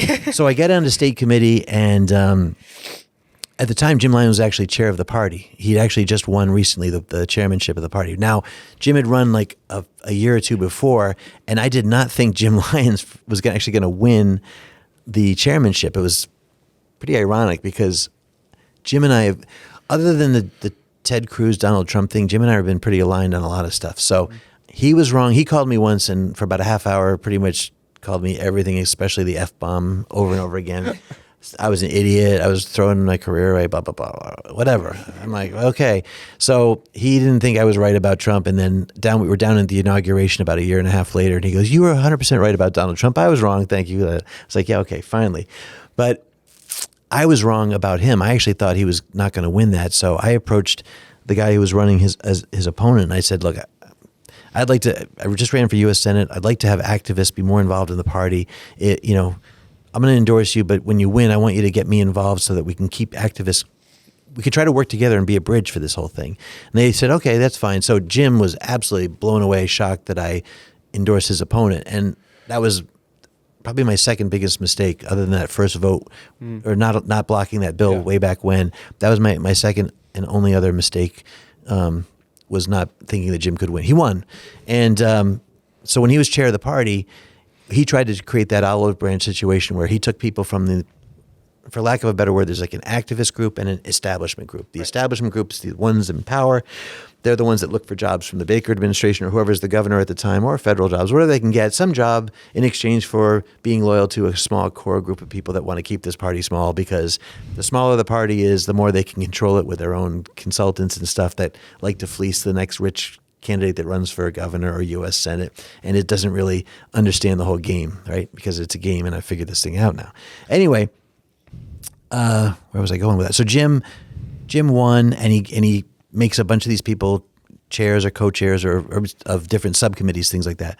And he was trying to reach out. It bit him in the ass immediately. The treasurer of the party, right before the convention, right before for the governor's race, shut the bank account down with about a month to go, in an effort to try to make us default on bills and make us unable to have the convention. Because wait, who shut it down? The treasurer, who was elected by, Jim doesn't get to pick the treasurer, so all these people are elected. The treasurer, who was elected again by this establishment side, tried to basically sabotage the party and shut it down. Jim's got a lawsuit, going on about. So was that during his reelection, or no, or his initial one? No, this was After he'd won, right? Jim won, and then actually he had a reelection. I don't, because he won the reelection. He won the reelection. Yeah. Whenever it was, he was still chairman of the party when all this stuff was happening to them.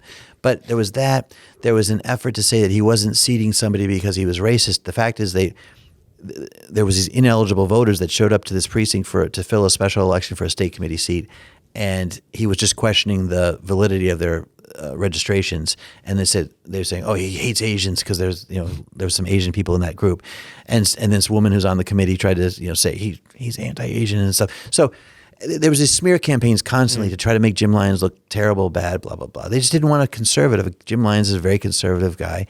Did not want him to be, anywhere near power in the Mass GOP. So they wanted to make him fail. He's got a, chairmanship, make him fail so they can say, see, you can't have conservatives. You got to have the moderates, the Baker type people running this type of thing. That's the way it is. They can only win elections. Just keep we money need the moderates going. to win elections. Yeah. I mean, we got to win with Charlie Baker. And to which I say, did we really win with Charlie Baker? Like, what can anybody walk away and say was his major victory for the Republicans, or for just anybody in this state? What was the major win? I still am trying to scratch my head and say the MBTA is still broken. He misspent $2.5 billion federal dollars. The lockdown was a total disaster for our economy for a while. I mean, what did he really do great? I don't know. He got his head shaved every year for charities. That was nice. I mean, okay, great. Nice job. Anyway, so Jim was the chairman, and again, like I said, there was just a continual attempt to try to keep him from having any success as the chair of the party. So that, trying to get to the point where Howie Carr decided he was, in it for the money. I mean, he's always been in it for the money anyway.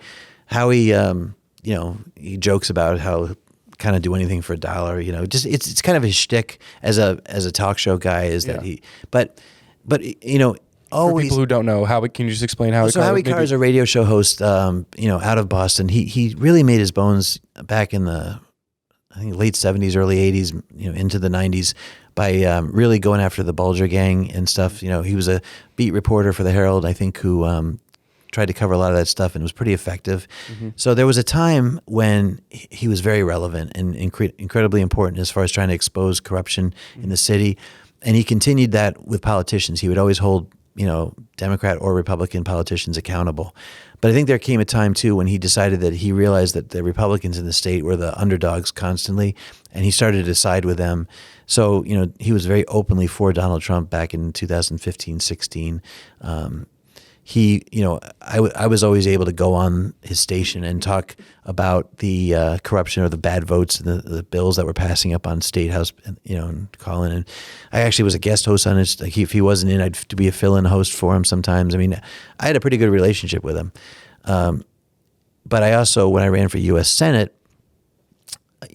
my campaign manager at the time wanted to spend ad money on the Howie Carr radio network, and she did. I mean, we advertised on his station. Theoretically, I shouldn't really have to advertise on a station where they already know who I am. Right. I'm a known entity. We should have used that money elsewhere. And I think for Howie, that became an important factor as to who he was going to support, was like who was advertising on his station. He didn't just work for WRKO where I would buy advertising on WRKO. He actually created the Howie Carr radio network where he gets airtime from WRKO. He gets airtime from other stations. There's sort of a barter arrangement where they get reimbursed, or they get to run ads during a show in exchange for the show running on their network, right? Or on their station. So through the Howie Carr network, you actually pay Howie Carr directly into that Howie Carr radio show network. And that's the expectation, I think, with him, was that he'll support candidates if there's some money coming in. That I can't. You've lost You can't your objective. You can't prove that in the hearts of people, status. but the evidence tends to look pretty much in that direction, right? Yeah. So when when I announced I was running for a governor. What year was this? 2020? Yeah, I know, it's all blending together. 2020 or 2021? I don't know when. Roughly 2020. Yeah, holy cow! I can't remember. But It's been a long 4 years. Yeah, We're going over long a lot. 10 years. Whenever it was, I remember that Donald Trump actually was going to endorse me. Fairly soon after I jumped into the race, and so. Geoff Cooner's another radio host on the same WRKO radio station. He's the morning drive, and Howie's in the evening drive.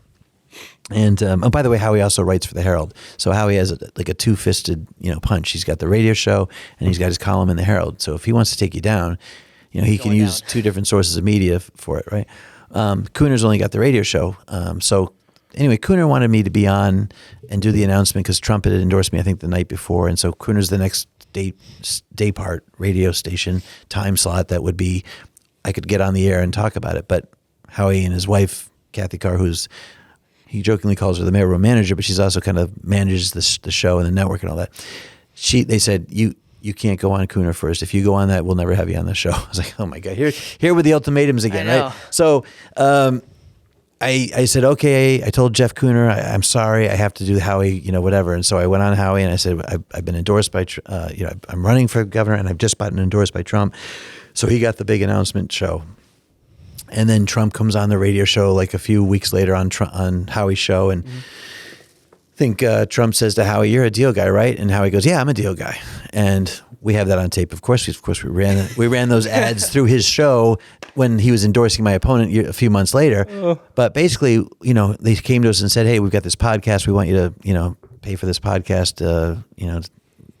I'm like, I'm not paying. At this point, I'm like, I'm not paying. I didn't hire the same campaign manager from the previous campaign. Yeah. So I'm like, I'm not paying to be on your show when I know I'm going to get your audience anyway. Like, I'm getting their votes. Yeah. I know that. So I didn't. And that was pretty much when the strings were getting cut. And my former campaign manager from 18 U.S. Senate race becomes the campaign manager for my opponent. And Chris Doughty. Yeah, Chris Doughty, who was the guy who ran against me. So she is now his campaign manager. And of course, there's an arrangement that they're gonna pay the Howie Carr radio network for ads. For ads, it's just for ads, right? Yeah, you don't get anything more than ads. I mean, I can't prove there's anything more than ads, but all of a sudden he's no longer a Diehl guy, and all of a sudden he has a debate and then claims Chris Doughty won the debate. I mean, it was wild. It's one of those things where I'm going, okay. Reality kind of flipped here. I mean, I kind of planned out that the Democrats were going to be against me, and Jim Lyons is the chair of the party, so I've eliminated that hurdle to an extent, even though they were about to sabotage it with the campaign treasurer and stuff. Mm-hmm. But I thought, okay, I've got all this stuff. I'm going to finally get my clear final shot just straight at the Democrats. Finally be able to just go head-to-head with Democrats and not my own party. Mm-hmm. And then Howie turned this whole thing into this crazy, Diehl can never win, blah, blah, blah, da, da, da, da, da. I think he made up, like, I don't know if this was a lie. There was a whole thing, I was reading on this a couple months ago. He tried to say that you weren't the co-chair of Trump's Was this Howie Carr or was this something else? There was a guy named Shiva that actually tried to say I was not the They tried to make you out to be some like crazy and that like liar. I didn't shake Trump's hand. Yeah, they were like, yeah. That was the Shiva 2018 whack wacky job. sideshow guy that was running. Who he said he invented email. He was married to said he was married to Fran Drescher. He had never married her. He was a huge pro-Trumper guy, and now he thinks Trump's a piece of garbage. Like Shiva and that whole crew of. So this wasn't Howie Carr. No, Howie was actually the one that exposed Shiva back in the day for a bunch of the baloney. So what were some of the things that Howie said? Oh, I mean, look, I actually stopped listening to his show. Once that went on, I stopped listening. So it was not a matter of what he said. There was a time when the pandemic hit, my wife's business was shut down, and I was out of work. We were, everybody was like getting paid not to work. Mm-hmm. So I decided I would do Uber for a while just to, pick up some extra money to help, because the money we were getting from the PPP money to help keep your businesses at least not from being foreclosed on. My wife and I got $12,000 for several months of not having our business open. That doesn't even keep the lights on, right? Whatever. So I was having to go out there and I did some Uber to kind of pick up some extra money at the time. He thought that was so, I guess, disgusting or hilarious or whatever, that he just started ripping me for driving Uber. And then he started saying, I think he wanted to have some alliteration. So he said, your DoorDash deal. Like I started doing DoorDash. I never did DoorDash, but I don't care. Even if I did, who cares? Who cares, yeah. But he started calling me DoorDash deal and thought that was hilarious. So just basically denigrates. That's what he, turned into, is just somebody who denigrates. And it wasn't just me. It was people who were running for state committee. Anybody, Jim Lyons, he calls them, Jim Jones Lyons. Now, you guys are young, so you probably don't remember Jim Jones. Jim Jones was a religious cult leader that took a bunch of Americans down to this compound he had in Guyana. And they were living in this foreign country, and he had total mind control over all these families. And at one point, they realized all these illegal activities he was doing. So he had ordered basically everybody they put cyanide in these giant vats of Kool-Aid, and everybody, little kids, families, everybody drank from the Kool-Aid, and they all killed themselves. So drinking the Kool-Aid. So drinking the Kool-Aid became sort of there's a term, jump the shark, when there was an old TV show called Happy Days, when Fonzie jumps the shark on water skis. It was like the show's become ridiculous, so you've jumped the shark. Yeah. Well, drinking the Kool-Aid is a really kind of an awful thing to say, but it's like people have gone so far that they're so mind controlled that they'll just drink the Kool-Aid and allow themselves. They were calling Jim Lyons, Jim Jones Lyons. Like that's how he carved thinking that's crazy. Funny. Yeah. So he's gotten to be pretty vicious as he moved out of Massachusetts a couple of years ago, lives in Florida. He's not a resident here, so he has no economic stake in the state anymore. So he's fine with just.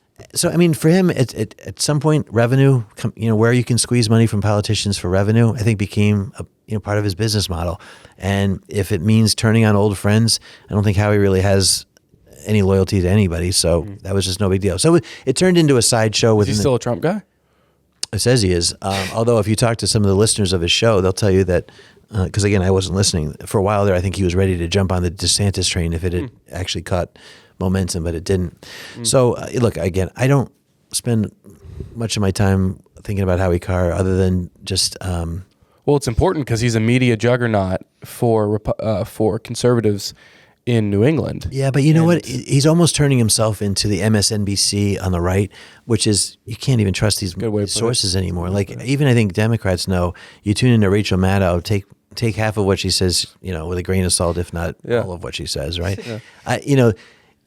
They become almost a caricature of themselves, just by selling out, basically. And do you really trust? Yeah. Do you really trust? I mean, most everybody who listens to him was like, "What happened with that Doty thing?" Like, if you look on social media, X or Facebook, you see even his regular listeners go, "Boy, you really sold out on that one." And there's only so much. Good for them. Yeah. Well, we'll take his viewership. We'll dethrone Howie Carr. But you know what? The funny thing is, dethrone Howie Carr. Hashtag. It's all good because again, I didn't win the race.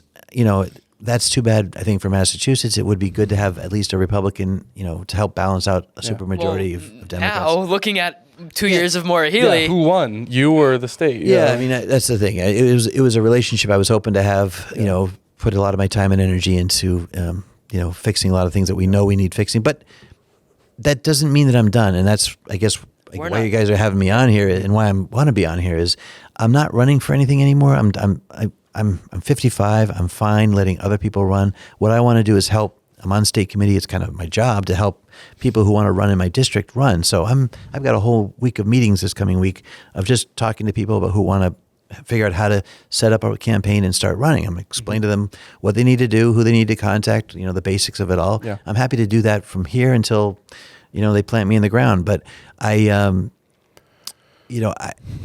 it's all part of a movement. Like, this is a movement. I was the face of a movement for a period of time. For a while there, the Tea Party, there was a movement going on that those people were pushing. Trump became the face of the movement. When Trump's gone, there will be a continued movement. Reagan was part of that movement years ago. Reagan ran for president 3 times before he finally became president. Donald Trump will have run for president 3 times to get the 2 terms that he deserves. Okay, it's sometimes within the Republican ranks, the guys who want to really do the right thing have the hardest time rising up, because there is that.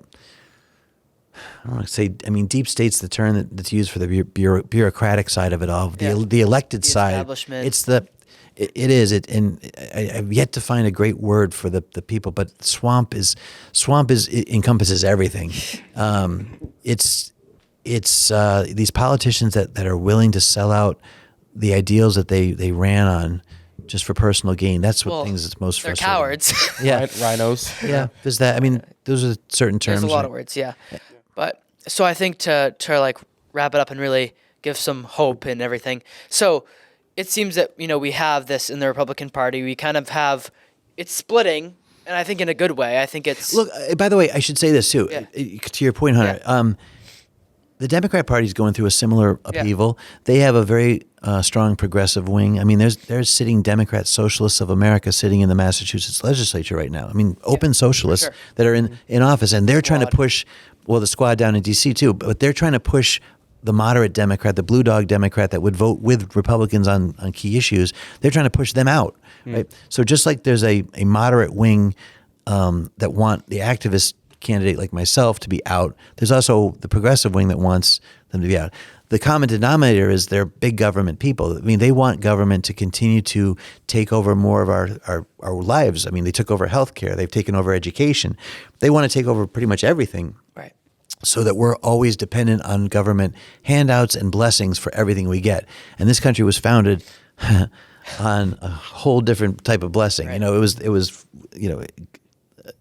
God was a big part of the foundation and principles that founded our country. We have moved so far away, and we're so secular at this point that it's hard to even recognize the original country that was founded. Yeah. So how do we move past even I almost fell into the left-right trap. How do we move past that and bridge people together who are about patriots, about the founding of America in Massachusetts? How do we get them together? How do we make the Republican Party for the people again? Make it great again? Make it great again, yeah. How do we make it a party that's actually for the everyday person? Because we have an opportunity to take it back. So, one of you guys said mafia state early on, and I was like, oh, yeah, say it 10 times because it's so true. People are afraid to even register as Republicans in the state because they're afraid that somebody's going to look up their registration and not hire them. You're like, that is the pretty much definition of living in a mafia state, when you're afraid to even affiliate with a group because of something, let alone speak out. And so I think what I try to do is just say that no matter what slings and arrows they throw at me, the media, the this, the that, the other, it doesn't matter. I don't care. I know who I am at my core. I am the same person I was when I ran as I am now. I just know a lot more about what happens inside the world of politics because you have to. But I will say that for the person out there who is thinking about running but is afraid to run, don't be afraid to do it. You actually are going to realize that you're going to meet a whole nother class of people, not just Republicans. You'll meet Democrats who actually care about what they're doing. And you're going to find that there are a lot of people, advocacy groups out there that are really passionate about protecting parents' rights, or groups that are very concerned about making sure that they're fiscal watchdogs. You'll start to realize that there is a world out there that is trying to make government work more effectively. We need more bodies to be involved in that. The push left and right of that whole thing. So there's Jim Lyons started this group that I've been recently promoting, which is called the Massachusetts Freedom Fighters. I think it's MAFreedomFighters.org. jeffdeal.com is the website. You go there and you sign up, and you'll get emails and about, the activities happening around the state with all these subgroups, the moms groups and the medical freedom groups. And they'll tell you they'll inform you about those things, and they'll tell you about candidates that are running. So that Mass Freedom Fighters is one group. They're basically doing the work that the Massachusetts GOP is refusing to do. Yeah. Which is supporting candidates across the state that actually should win, right? Yeah, the Mass GOP seems more it's more about just who can get what seat and do very little for 4 years. It's just ridiculous. So that group is one thing out there. I've got a website, geoffdeal.com, geoffdiehl.com. I've had it for all my campaigns. I'm going to turn it into something where basically people can go and just get my contact information and contact me if they want me to come talk on a show like this, or if they want me to get involved in helping, just advising on campaigns, ballot questions, or individual campaigns. I mean, I've pretty much now run the gamut. I've been involved in federal, state, local type of races, and everything in between. So I'm just here to pass on the knowledge, make sure that, I'm the baton carrier currently. I just want to find the next Scott Brown, the guy who, he won in 2010 and was unfortunately short-lived, only was in there for 2 years before Liz Warren knocked him out. But I want to find the next good candidate that can win, does win, and then do what I can to make sure they stay in office and represent us correctly, hold them accountable so they don't sell out in the end as well. I mean, that's always the biggest fear. Yeah, and I think it's a great point. Like, even just one person stepping up, like in a town, you see there's a whole crowd of other people that were like, hey, somebody had to say it. And it's like when you talk to people at the gas station, at the grocery store, most people that you talk to agree with the ideals of America and freedom. And so I think that, like, we'll realize as we come out and we run for school committee, we run for town meeting, we run for governor or whatever, that there's all kinds of people in our town that we didn't even know existed that are... Yeah. It's a strategic thing. It's becoming a party of the people. I mean, just on a totally strategic level, it's like bringing it back to the very, very basics. That's politics, is people's everyday lives. And if we can reach people on that level, they're going to vote for you because we want to promote the things that they're doing every single day. My father-in-law always said water will find its level. And it's true. Like, it may not be now, it may not be a week from now, it could be a year, 2 years from now. But finally, we're going to see the pendulum swing back towards accountability by government. Things that are happening now that we just shake our heads and say, like, how did this pandemic shutdown happen? How does this illegal open borders thing how does that? We're going to see a shift, I think. But there does have to be people that are involved in making that shift happen. Yeah. And the thing is, it's actually incredibly rewarding. Like, as much as I just told you a bunch of horror stories about how things go, the fact of the matter is, you still are going to meet people. You're going to meet heads of businesses and people that run for Congress that are so inspiring and do win and actually push good issues, like the Pauls, like Ron and Rand Paul. There's people out there that make you go, oh yeah, this is what I remember from my youth as far as the beauty of the system that we're living in and what it's supposed to be like, and just wanting to return to that type of system. Yeah. So I just think that people have to, also more to your point, Sam, is that people, you can't run from everything. Like, at some point, some people are thinking right now about leaving Massachusetts because it's so bad, but you have to have a job. You have to be able to, you want your kids to have some stability. You want to stay in the neighborhoods you grew up in. Some people want to retire here. And I again, early on, I said, this is a great state. Yeah. You want to stay here. And so at some point you just have to dig in and say, okay, I'm going to fight. I'm going to stand up for what I believe in, and I'm going to fight. And you may think that, like, at the town meeting, when you stand up to vote against the budget, people are looking at you like, what a jerk. But there's probably about more people looking at going, hey, that person stood up, and they're like a really good person in this town. I'm standing up too with them. And you're going to inspire people that you never thought you'd inspire. And that to me was like the most amazing thing. I'll be in the grocery store and people will come up, Mr. Diehl, and I'm like, I'm just Geoff. I'm just Geoff. And you know what? You should run. Like, you just, I'm just somebody who put my pants on the same way you did for years. And I just happened to, figure out how to get in the system, look at it critically and try to represent you. And maybe it didn't work for me now, but I'm going to make sure it works for you down the road. And Well, it worked. You have your dignity. You have the truth. yeah, I And mean, you're I go able to sleep raise at night. up a next generation of freedom fighters. That's an incredible legacy. Nobody watching this thing can look at it and go, "Oh, he's lying about this. He's Yeah. lying about that." You just tell the Mark Twain said, "If you always tell the truth, you don't have to remember anything." Yeah. I don't really want to remember everything. I just, it'd be nice to move on to the next thing, right? So, as long as I just tell you exactly how things unfolded, then you'll understand what the system is and how to work with it or against it, whatever we need to do to make it work for us. Awesome. Agreed. Is there anything you want to say closing up? I think that's a great place to end. We shout out Mass Freedom Fighters again. I think you did that. MassFreedomFighters.com, good group. Yeah. JeffDiehl.com as well. JeffDiehl.com. I Do mean, you have any social media people can find you on? yeah, I'm on X, Rep Geoff Diehl. I'm on Facebook, Geoff Diehl. I'm on, what else? I don't know. I was on TikTok because my campaign people said, you got to do videos on it. I'm like, no, I don't know. It's a huge time suck. So no, but I guess the last thing I'd say is going back to the foundation of what I learned when I was in scouting. And scouting was so important to me. It teaches you fundamental skills for living. It teaches you how to work with other people. It just taught me a lot. And leaving the campground better than you found it. I said it early on. It's not just about literally a campground. It's about whatever you encounter in life. Try to make it a little bit better. I think that's the thing you guys are doing. You put a podcast out there. You don't have to do this because, you're just excited to, waste a few hours with an old guy like me. You're doing it because you're trying to actually push an ideology or a belief in a country that you want to see go in the right direction for yourselves and for your kids someday. You're going out of the way to do that. I'm meeting people that are trying to leave the campground better than they found it, right?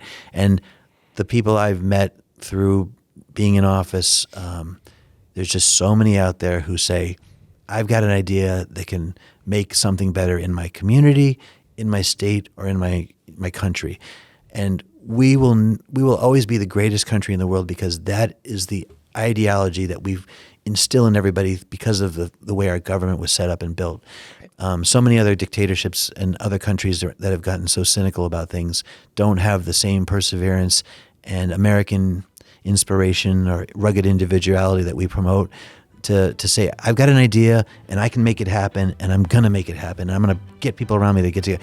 That is what's the greatest thing. I love it. So leave that campground better than you found it. That's all I ask. There we go. Awesome. Thank you, Jeff. Thanks, guys. Thank you. Great to talk to you. Thank you. Thank you, sir.